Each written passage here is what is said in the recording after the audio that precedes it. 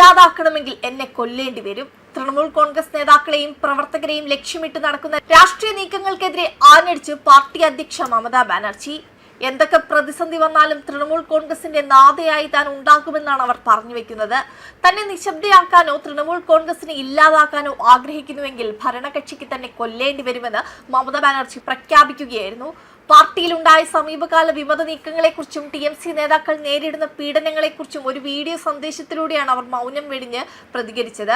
തൃണമൂൽ കോൺഗ്രസിനെ ഭയപ്പെടുത്താൻ BJP എല്ലാ വഴികളും നോക്കിയെന്നും തന്റെ വീടിന് നേരെ പോലും ആക്രമണം ഉണ്ടായെന്നും അവർ ആരോപിച്ചു. മഹുവ മൊയ്ത്ര, അഭിഷേക് ബാനർജി, കല്യാൺ ബാനർജി തുടങ്ങിയ മുതിർന്ന നേതാക്കൾ ഉൾപ്പെടെ നിരവധി പാർട്ടി പ്രവർത്തകർ വലിയ രീതിയിലുള്ള ആക്രമണങ്ങളും അപമാനങ്ങളുമാണ് നേരിടുന്നതെന്നും മമത ചൂണ്ടിക്കാട്ടി. ഋതുപർണ ബാനർജിയുടെ നേതൃത്വത്തിലുള്ള വിമത വിഭാഗം തങ്ങൾക്ക് 60ഓളം MLA-മാരുടെ പിന്തുണയുണ്ടെന്ന് അവകാശപ്പെടുകയും 20ഓളം വിവിധ ജനപ്രതിനിധികൾ ത്രിപുര കേന്ദ്രീകരിച്ച് പ്രവർത്തിക്കുന്ന NCPI എന്ന പാർട്ടി ലയിക്കുകയും ചെയ്തതോടെ തൃണമൂൽ കോൺഗ്രസ് വർഷങ്ങളിലെ ഏറ്റവും വലിയ ആഭ്യന്തര പ്രതിസന്ധി നേരിടുന്ന ഘട്ടത്തിലാണ് മമതയുടെ ഈ നിർണായക പ്രതികരണം. തന്റെ പാർട്ടിയിലെ സഹപ്രവർത്തകർ കസ്റ്റഡിയിൽ ക്രൂരമായ മനുഷ്യത്വരഹിതമായ പീഡനങ്ങൾക്കാണ് ഇരയാകുന്നതെന്ന് മമതാ ബാനർജി ആരോപിച്ചു.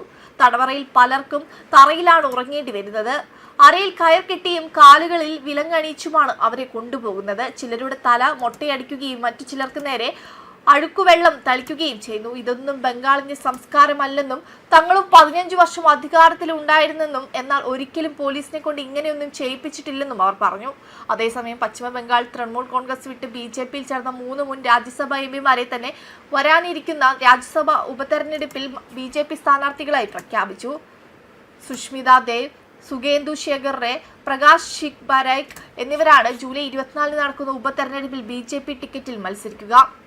കഴിഞ്ഞ മാസം തൃണമൂൽ കോൺഗ്രസിൽ നിന്നും രാജ്യസഭയിൽ നിന്നും രാജിവെച്ച ഈ നേതാക്കൾ കഴിഞ്ഞ ദിവസമാണ് BJP-യിൽ ഔദ്യോഗികമായി ചേർന്നത്. സാഡ് ലോക്കലിലെ BJP സംസ്ഥാന ആസ്ഥാനത്ത് നടന്ന ചടങ്ങിൽ സംസ്ഥാന അധ്യക്ഷൻ സമീക് ഭട്ടാചാര്യയാണ് നേതാക്കളെ പാർട്ടിയിലേക്ക് സ്വീകരിച്ചത്. തൃണമൂൽ നേതാക്കൾക്കായി BJP-യുടെ വാതിലുകൾ അടഞ്ഞുകിടക്കുകയാണെന്ന് നേരത്തെ പറഞ്ഞിരുന്നുവെങ്കിലും അഴിമതിയിലോ ജനദ്രോഹ നടപടികളിലോ പങ്കാളികളാകാത്ത നേതാക്കളെ സ്വീകരിക്കുന്നത് ഒരു പ്രത്യേക സാഹചര്യമാണെന്ന് അദ്ദേഹം വ്യക്തമാക്കി. ഈ 3 മുൻ പാർലമെന്ററിമാരുടെ അനുഭവ സമ്പത്ത് പശ്ചിമ ബംഗാളിൽ BJP കൂടുതൽ ശക്തമാക്കുമെന്ന് അദ്ദേഹം പ്രത്യാശ പ്രകടിപ്പിച്ചു. തൃണമൂൽ കോൺഗ്രസിലെ അഴിമതിയുടെ വ്യാപ്തി തന്നെ അത്ഭുതപ്പെടുത്തിയെന്നും കോൺഗ്രസ് വിട്ട് തൃണമൂലിലെത്തിയ സുഷ്മിത ദേവ് പ്രതികരിച്ചു. തന്റെ രാഷ്ട്രീയ ജീവിതത്തിൽ ആർക്കും അഴിമതി ആരോപണം ഉന്നയിക്കാൻ സാധിക്കില്ലെന്നും അവർ കൂട്ടിച്ചേർത്തു.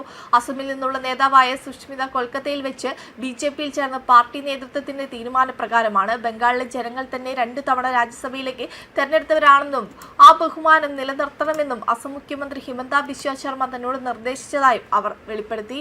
വെബ് ഡെസ്ക് കർമ്മ ന്യൂസ്.